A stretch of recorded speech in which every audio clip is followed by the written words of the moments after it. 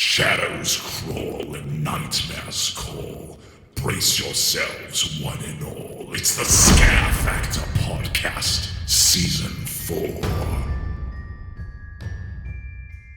Ladies and gentlemen, welcome back to the Scare Factor Podcast, the #1 haunt podcast where our screams are real but our courage is questionable. My name is Bryan of Team Skelegore in Central New York. Joining me as always, Vince of Team Skulleton Crew in Atlanta, Georgia. Vince, how are you? I am doing well today. A day back at work, finally. It is that time of year. Well, this was just nobody but teachers back at work. It is still that time of year. You got to get ready for it. And the meetings have started, I assume? Oh, geez, the meetings.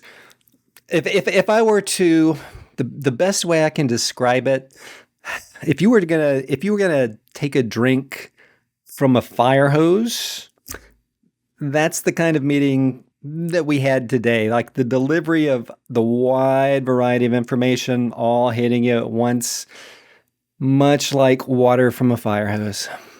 That was today. Oh, that sounds like so much fun. Also joining me, as always, Taylor of Team Bradypack, somewhere in the Midwest. Taylor, how are you? Feeling real magical today. Magical? Why are you feeling magical? Oh, because I'm a witch. I always feel magical. I'm also stressed because I'm also human, unfortunately. Now, are you feeling magical in the sparkly way or magical in the... Like I just cursed somebody kind of magical way? Yeah, like in the Voldemort kind of way. I'm a little bit more Voldemort today. As long as you don't lose your nose, I think we'll be good. I think everything will be fine so long as you still have a nose on your face. Debatable. We'll see. So this week we are talking about Midways. Midways. I don't know if you guys seen any good Midways at haunts. Bad Midways. Midways. Seen a few Midways. Yes, they're becoming more and more popular, I think. I would say so. I don't know if I would say that they're becoming more and more popular. I think they've been quite popular for quite some time, although that probably depends on your geographic location. Where specifically you are. Perhaps some areas it's not really a common thing. Up here in upstate New York, that sort of thing, I think Midways have been quite common for a long time now. Okay. Well, down south, I don't know. It's if I put a percentage to it, is it maybe 20%, 25% of the haunts have some type of Midway, I would say. Okay. Yeah, that seems pretty reasonable, right? It's a little lower than I would think. I would say like 90% of the haunts I go to in the Northeast, there's some sort of Midway. Taylor, what about you? Do most of the haunts you go to have a Midway of some sort, or? Not particularly. I mean, maybe some sort of photo op, but sometimes it's just like you sit on a chair that's creepy, or you have to pay $20 for a group photo that you took, like with their background. So nothing. That's dumb. Yeah, nothing crazy. It's either they don't have it at all, or it's something like just that simple, like taking a picture with a creepy chair. Yeah, I'm not going to pay money to take a selfie. That's just not going to happen. No. So a lot of people don't do it. So I think before we get into this, we should define what is a Midway. When we say a Midway, what does that mean to you specifically, Taylor? Something that you could, like, if it's like a multi-haunt location where there's like room 1, room 2, there's something in between that. From what I've noticed, sometimes there's not like a Midway. It's just something that's in the corridor while you're either, I guess, technically still waiting in line or after you've finished. So you're taking Midway to mean midway through the haunt. Yeah, I guess so. But since I haven't had a lot of experience with it, though, I guess I don't know what a Midway is supposed to be. Vince, in your opinion or in your own words, because you're a teacher and teachers love that shit, in your own words, what is a Midway? Oh, for me, a Midway is going to be something that some form of entertainment or extra that's available when I go to a haunted house experience. And maybe they have haunt number 1 and haunt number 2, and it could be right in between them. But it also could be just a common area that people funnel back into. And there's something to do. There's something there that maybe keeps you hanging around a little bit. If nothing else, just people watching. For me, I think a midway is defined by an area that is not a ticketed attraction, that there are things to do and see. In that sense, maybe things to do is like buy food, play games, do escape rooms, take pictures, that sort of thing. I would consider, if any of those things are present, there's a midway of some sort.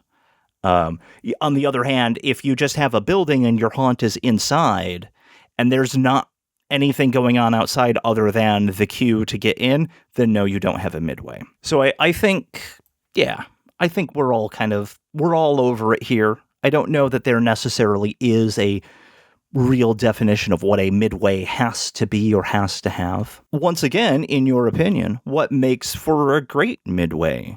I think a good variety of things that you can do, and everything is kind of themed. I mean, if you're going to have a great midway, it's got the exterior coating over it too, so it's got the creepy haunt feel to it as well. Yeah, I think I would agree with that.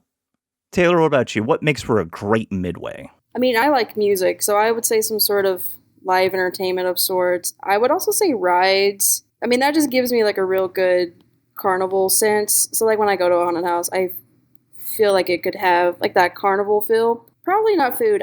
Maybe I'm just a little different. I don't really care too much about the food because it always seems to be the same. Yeah, I think I'm with you guys kind of on this too. It's, for me, a great midway means that there are food options, that there are game options, whether that be escape rooms or carnival type games, fun things to do that aren't, a full ticketed attraction, perhaps some sort of entertainment, whether that be queue actors or live performers of some sort, a band or, a freak show type thing, that sort of thing.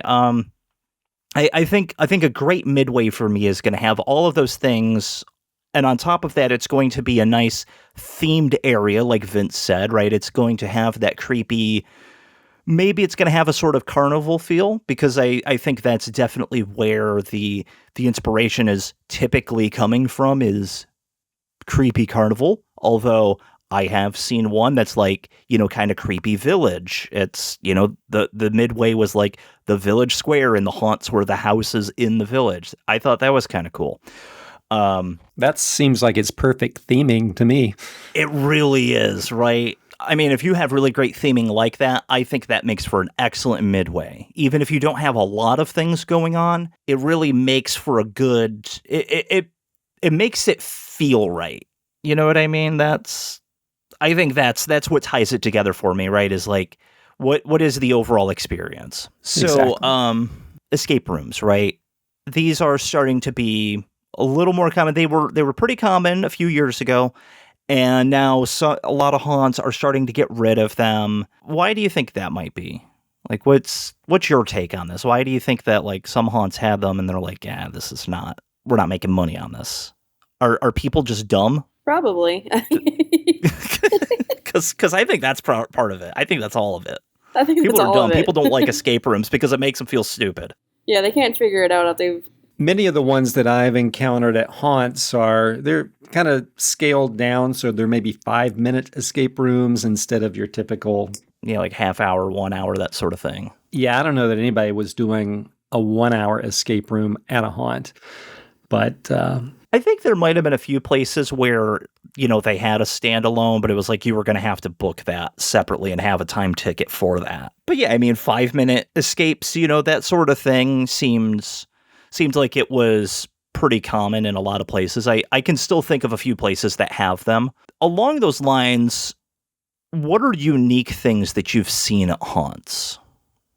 Or like, especially in midways, right? Because I mean, if we start talking about unique things you've seen at haunts, oh my God, we'll be here all night. Specifically on the midway, What are unique things that you've encountered? I have seen a developed Midway that has actual carnival rides. So you could ride a Ferris wheel, you could ride that spinning spider type ride, things like that. That was at Territorium, right? Exactly. I think that's probably the only haunt Midway where I've seen actual rides like that. Taylor, what about you? What are unique things you've come across on Midways? Unfortunately, really nothing besides like the photo shoot ideal. Like I haven't seen carnival rides. I mean, I've seen food trucks, but they're, again, like the most basic ones you could have. I haven't really seen any unique things around here, Midway-wise. Well, let's see. If you go up to Columbia, Tennessee, Miller's Thrillers, they have a pretty unique Midway, and I don't want to spoil everything because you need to sit there and watch the thing itself, but there's an acrobatic performance every now and then, or at least there was when I was there 2 or 3 years ago. And then Warehouse 31 in Alabama, as a part of their Midway, they had karaoke, and they called it Scareoke. So you go up and stand next to the skeleton and sing some fun haunt season songs. Oh, I was going to sing the Pokemon theme song, so I guess I'm out. You could probably sing whatever you want. Karaoke does seem like a really unique thing to come across on a Midway. Yeah. Very much so. I think that's the only place I've seen that. For me, I had to think about this for a little bit, and I have come across quite a few unique things in my time. So the first thing that came to mind was at Hush Haunted Attraction in Detroit. And so they have, I wouldn't really call this part of their Midway, more as I would part of their ticketed section of the haunt, because they don't really have too much of a Midway, so to speak. There's a little gift shop at the end before you leave, but so Hush is known for having their secret bars, and I've said this before, they're not very secret, right? Because at the end of the haunt, they're like, hey, oh, you got the bar pass? Yeah, come this way. Right? They're not hidden at all. They are very much just like, oh yeah, you got the bar pass over here. Get your money's worth. So in the first section, before you go into the first haunt, if you have this bar pass, you're in this big like Bourbon Street themed area, and so people with the bar pass go to one side, and just regular GA ticket goes to the other side, and in the bar area, it's they have this really nicely themed bar. It's pretty big. There's like a bunch of places to sit, really cool, and they have performers in there, right? So they had a burlesque show going on, which I thought was like, wow, I've never seen that at a haunt. And that got pretty risque too. They had like a fire eater. They had like, circus sort of performers doing circus performances, the ring dancers or whatever. Right. And so I thought that was pretty cool. That's pretty unique, I think. Something else I've come across is at Frightmare Farms in Palermo, New York. They used to do a 5-minute escape as part of their Midway, and then they changed that to they have these things they call adrenaline rooms, and it's kind of like an escape room, right? So there are like little puzzles you need to solve in these rooms, but it's more about playing a game than it is solving the puzzles and doing the escape room portion of it. And I really love this balance of it, right? So in one of them, the idea is you go into this room, and it's themed like a bar room, and there's a zombie in there who, after a minute or so, will wake up and start to chase you around. And they tell you the zombie likes hands and feet, and there's like these, foam rubber hands and feet scattered about the room. And so your job is to find those, toss them away so that the zombie goes and chases after that while you work on a puzzle and find all the things you're supposed to find. And so I really liked that idea, where it's like you do have this task to accomplish, but at the same time, we're going to throw this complication in the mix. And I think that's a really cool, way to do an escape room, because it certainly is unique. Give you a little bit of intensity for your escape, some incentive. Right. Gives you a little motivation to get things done quickly, right? And I think without the zombie, chasing after you, whatever, it would be very easy to kind of do this in the 5 minutes. So I think it helps to balance, the difficulty level. And they say that, like, if the zombie tags you, you're out, right? You're done. He's eaten you. So, because, like, they can't have a zombie come up and, like, literally bite you or anything. So, like, if the zombie tags you, that's it. You're done. You lose. One other very unique thing that I've encountered, and I've only encountered this at one haunt ever, Demon Acres in New York, they used to have this thing on their Midway that I don't remember what exactly they called it, but it was an audio adventure. So you would pay the $5 or $10 for the ticket for this thing, and you would go into this little room, and there was, like, you could do up to a group of 4 in there, and they would sit you down in a wheelchair. So there was, like, 4 wheelchairs in this room. And so they would, like, they would strap you down or whatever to the wheelchair, and they'd close the door and all the lights would go off and it was pitch black. And then there was, like, really good speakers in this room. And so you would hear, basically they would tell you a story. You went on this adventure via audio, and at the end, so it was basically like you are playing the part of this hospital patient or asylum patient or something that, the doctors they know you're still alive, but they're going to conspire to kill you anyway, that sort of thing. And so you kind of follow the journey of this patient as they're, as they go through this experience. And then at the end, so the floor is on, if you've ever been in a haunt that has a elevator, sometimes, like, the floor will just kind of drop down by an inch or two, and it feels like, the elevator is plummeting. So the floor of this room was similar to that. And so at the very end, the floor would just drop, 2 or 3 inches or something while you're set in these chairs. And, like, it was really cool, right? I thought it was well worth the $5 or $10 or whatever I paid for the ticket. And I would really love to see a long form version of this sort of experience. I think it's really unique. Haunters, if you're listening, I already told you I gave away all my free ideas, but I'm stealing this one. So, do what you will with this one. I want to see more of this, please. How long would you ideally like this to go on?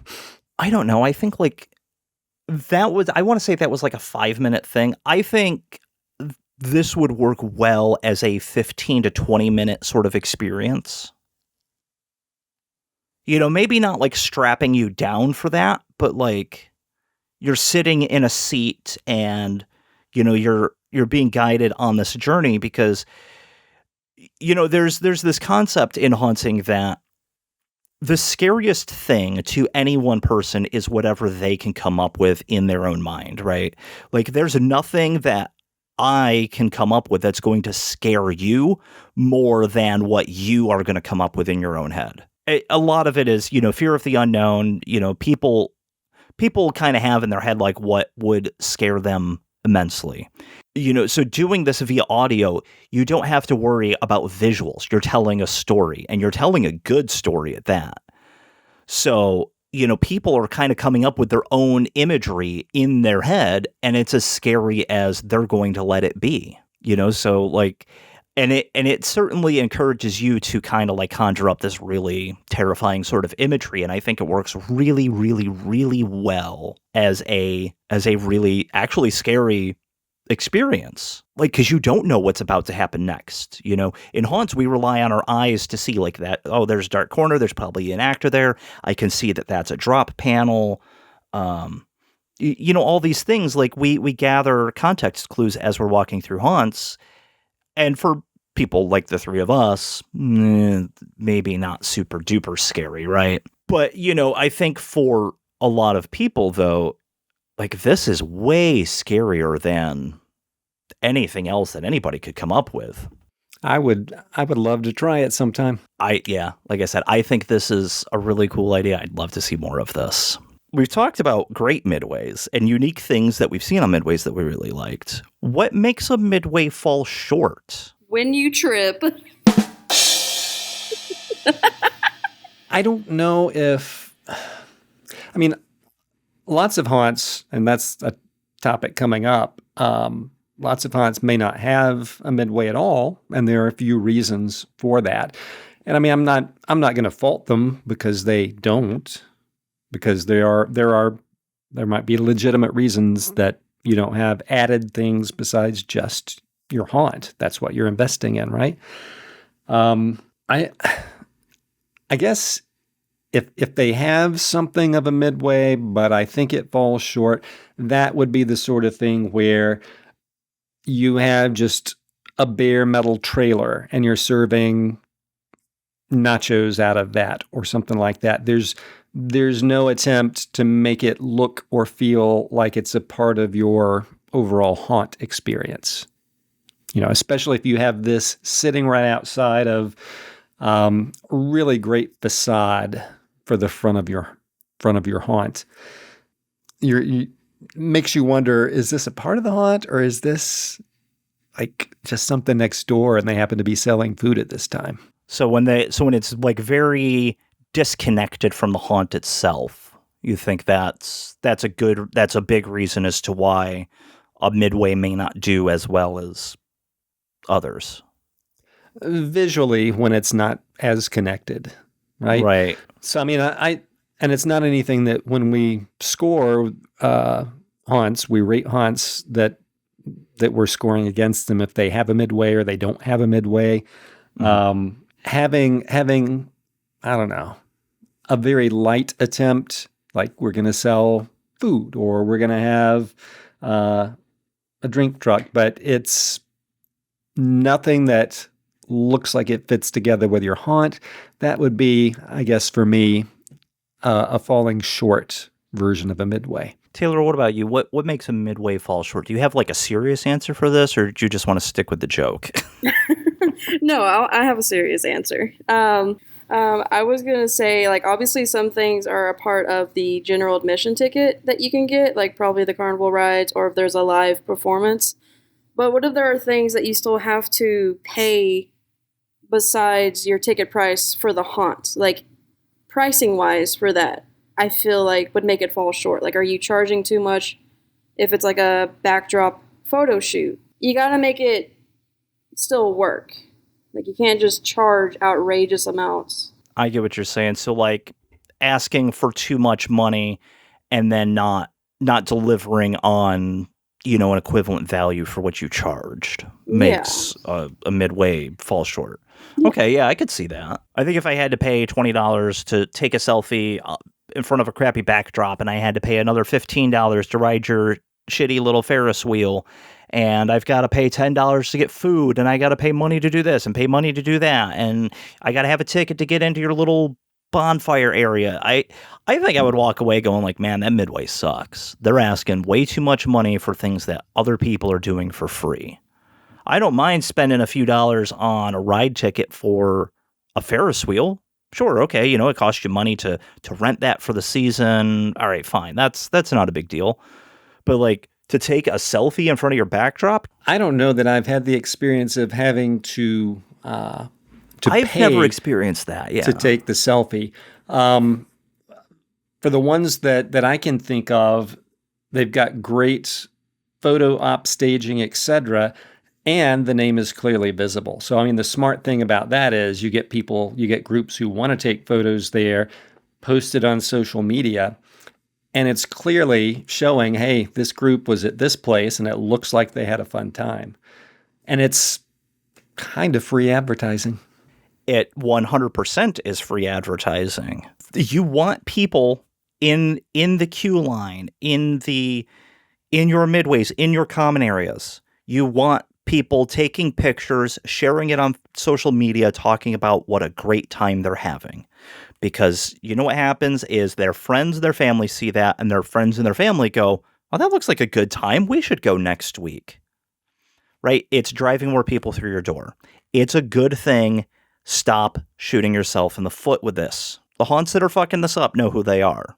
Stop it. For me, I think a Midway falls short. I think I'm more aligned with Vince on this one, right? I think that when visually your Midway is just so disconnected from the rest of the haunt that it's like, is this even part of the haunt? Is this somebody else that is just kind of set up shop and is taking advantage of the fact that there's a lot of people here? What's going on? I think for me, that's where a Midway starts to fall short. I think the other thing for me when a Midway falls short is when there's just not a lot going on, right? Maybe there's an option to buy some food, and then that's it, basically. You know, it's like you have a food truck. All right, well, do you have anywhere to sit down and eat the food? No? Great, guess I'll go I think that contributes to a less than ideal Midway. You know, and that leads into the question of what are some reasons that some haunts might not even have a Midway? The thing that comes to my mind is if you're in a city, right? Say you're in a strip mall, or you're just kind of in a very urban area, you might not have the zoning and the permits to be able to do it. You know, that it just might be something the city, or, you know, the whoever manages the land around you says, no, you can't do anything unless it's inside the four walls of this building. You know, I think that's a big reason for some places. But what about you guys? Like, what are reasons that haunts just say, screw it, we're not going to do a Midway? Maybe their timeline for walking through the haunt. Like, say their haunt only takes about 30 minutes to go through. They may not think... Only?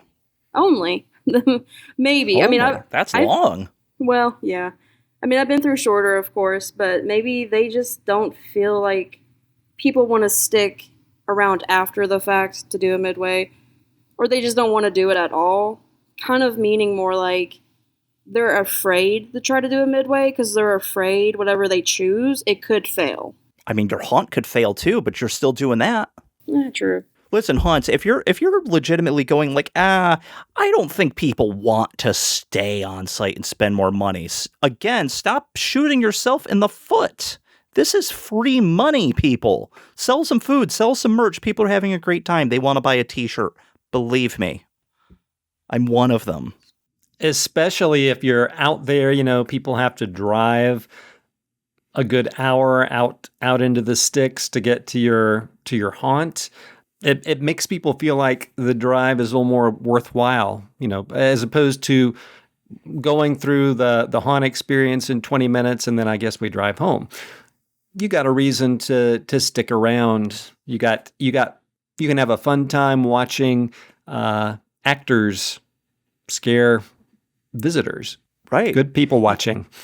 Absolutely. You know, I'm not too keen on going to a haunt that's, let's say, an hour away and it's just the attraction, right? Unless it's, you know, the best haunt in the world and they're a 10 on everything else except the Midway. Yeah, I think I'm probably going like, I don't know. I'm probably going to skip going to that one because I don't want to drive an hour away just to see a 10-minute walkthrough that's, let's be honest, probably not that great to begin with. You know, it's probably going to be a very, very, very low budget show with a lot of off the shelf costumes and masks and props and, you know, black plastic walls is kind of the vibe I get when it's like you're out in the middle of nowhere and you don't have a Midway and you don't have anything and you have a super short walkthrough.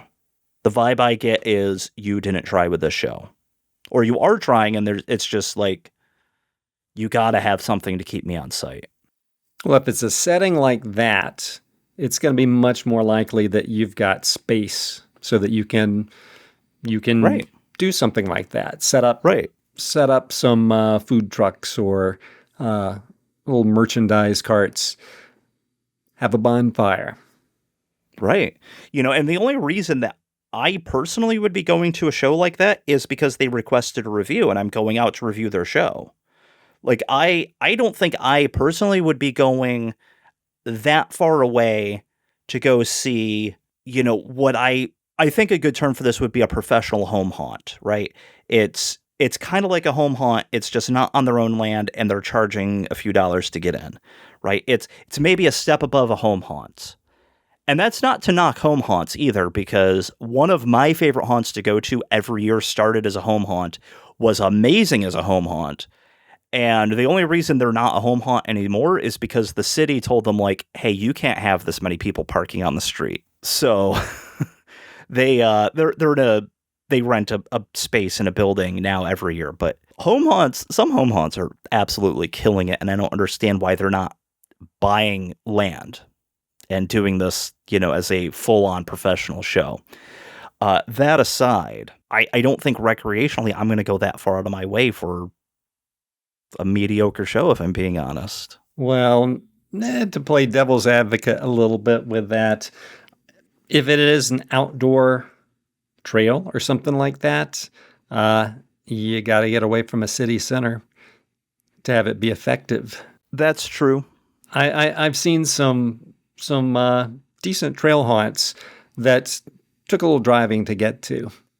Like I said, if it's a really, really great haunt, aside from the, just not having a midway, yeah, I'm probably going to go to it. But, if it's hovering on the scare factor scale of like a 6 to a 7, no, I'm probably not, there's not really a lot of reason for me to go to that recreationally. To go as a reviewer, yeah, I'm probably going to go because, like, well, I'm going to go to this place, and then I'm going to go to the other place, and I'm going to knock out a couple of reviews. But, like, to go because, like, I'm bored, there's probably somewhere closer to that has a midway. Remember, everybody can't have a midway. That's true. So that begs the question, is it better to not have a midway or to have a really, really bad one? See, I'm torn. I feel like you should most definitely try. If you have an ideal for a midway, then try it, because you would never know if it actually starts to become better and better if you don't try. That's it right there. You can't make it better until you start to have one in the first place. What about you, Vince? Is it better to not have one or better to have a really bad one? I would say if it is worth having, it's worth, if it's worth doing, it's worth doing well. So back to my example of a bare metal trailer or something like that. If you're going to sell food at your haunt as a part of your haunt and start calling it a midway, take the time, spend the money to make it look like a part of your haunt. And it costs no money to name your chicken fingers something like dragon talons or something cool like that. You can theme your food and drinks easily. Absolutely. I think that's a really great point. Is there are things you can do to, just make the experience that much better, or even just add a little bit of humor to it. If you're naming your food and drink options like silly things that are, Halloween themed or whatever, if they're themed to your haunt, it costs you absolutely nothing to do that. I think that's a really great point right there. You can also have a spooky type character who is interacting and serving. Right? You could, right? I mean, whoever's serving the food, they can be playing a character. That's a great point. Yeah. For me, I think it's better to have a bad midway than to not have one at all. Because, like we just said, you can always make it better. You can always add to it. You can always change it. You can always improve on something that you have, but you can't improve what you don't have, right? So eventually you're going to have one if you want to have a great one. I mean, that's just logic right there. That's just math. That's not even girl math. Oh. What is girl math? Come on. Girl math is when you buy an item for, let's say, $20 and you take it back because for whatever reason, and you want to exchange it for something else that's cheaper. The cheaper item is now free, and that's girl math. Yeah, pretty much. Mm-hmm. I don't fully understand it. That may be the first time I've heard that term. Really? I'm surprised by that. Being a teacher, I'm really surprised by that. I was going to say, I don't know if many of the math, I'll have to ask the math teachers. Just like, I mean, just working with teenagers, I would have thought you'd heard that at least once. Yeah, well, we learn something new every day, right? That's true. It's not a good day unless you learn something. You got to educate yourself on that girl math. It's important. So improving your midway, right? So you've got a shitty midway. How do you improve it? What are some things that could improve a bad midway? Well, we've already mentioned a couple. You can add layers onto your food trucks or your vending so that it looks like a part of the haunt. Mm-hmm. You can creatively name items that you're selling. You can have actors kind of keep the theme of the haunt going while they're in the midway. So those are all starts for improvement. Yeah. Taylor, what about you? How would you improve a bad midway? Probably just repetition. Trying to figure out what exactly, like whatever my midway is, like what's not working. Like, does that need work? Or do I need to put it out completely and add it with something else? Not like the whole midway, but just sections of it. Like, for example, like if it was like a band, did it not work because the band itself wasn't good? Or was it my equipment that I had? So figuring out why each individual element is or is not good, and then improving what needs to be improved.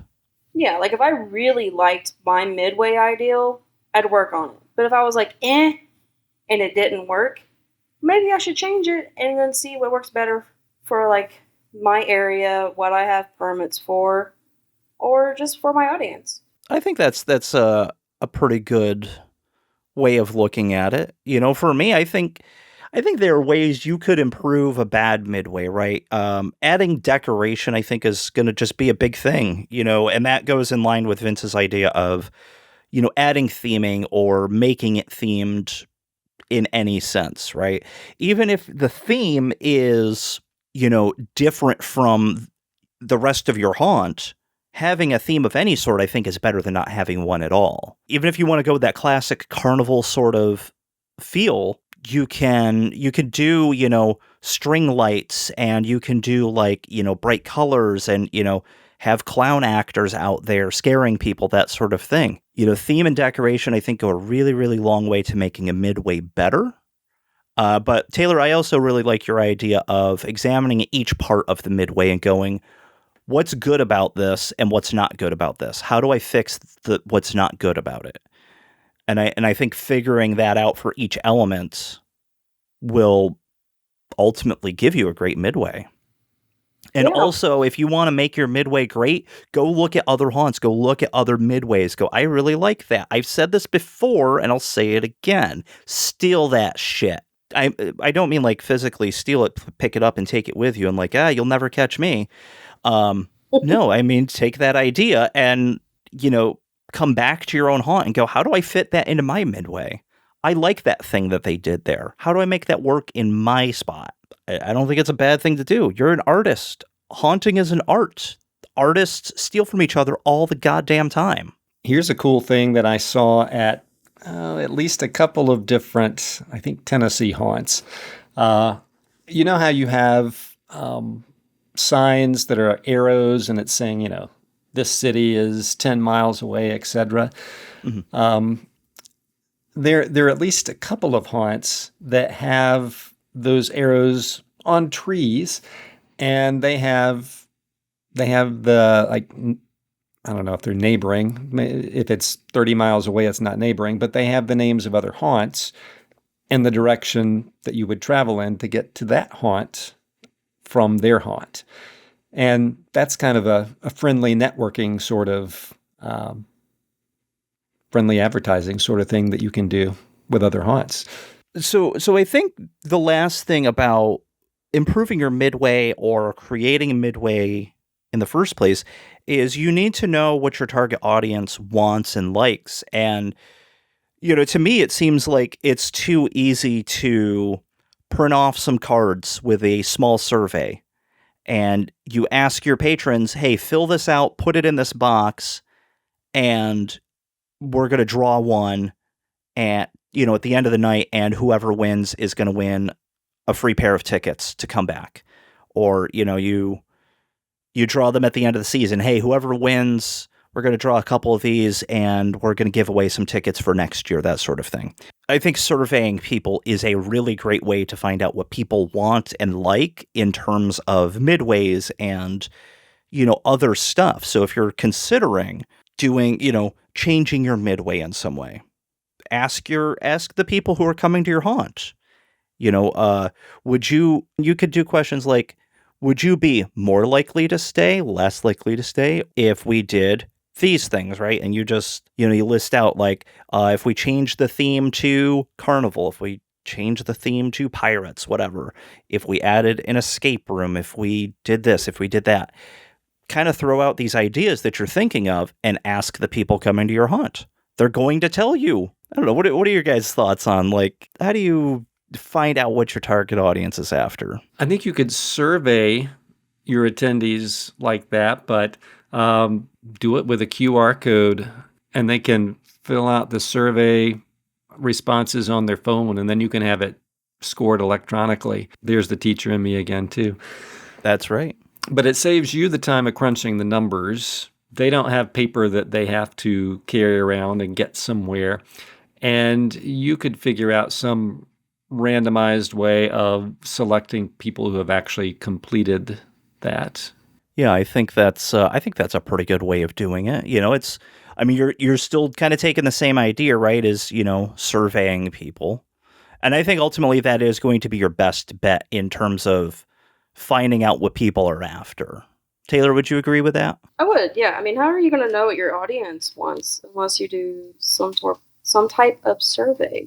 You could just do some observation in the midway, and we'll watch what people gravitate toward in addition to your survey.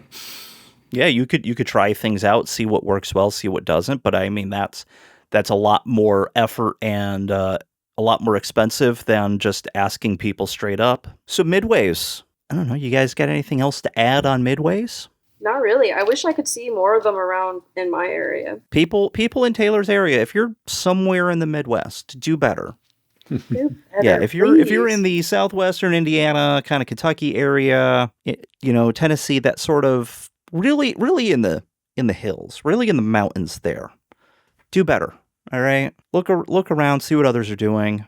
Do better. For those of you playing along at home, what are some of the more unique things you've seen in midways? What's your favorite midway? What's your least favorite midway, and why? I want to know. What do you think that your least favorite midway could be doing better? How could they become your favorite midway? So tell us down in the comments. Remember to like, share, follow, do all the stuff, do all the social media stuff. AI tells me I need to do more of this call to action bullshit.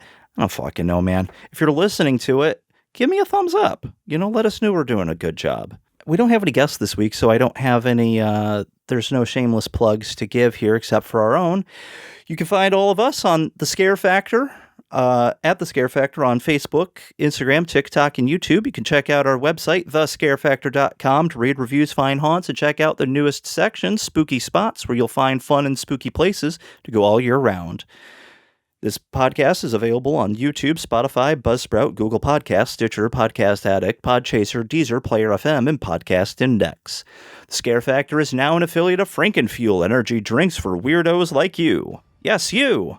You can get 15% off your order today by going to frankenfuel.com/scarefactor or by clicking the affiliate link in the show's description. FrankenFuel. Wake the dead, fuel the living. We have been Bryan of Team Skelegore, Vince of Team Skulleton Crew, Taylor of Team Bradypack. and this has been the Scare Factor Podcast. Stay scary.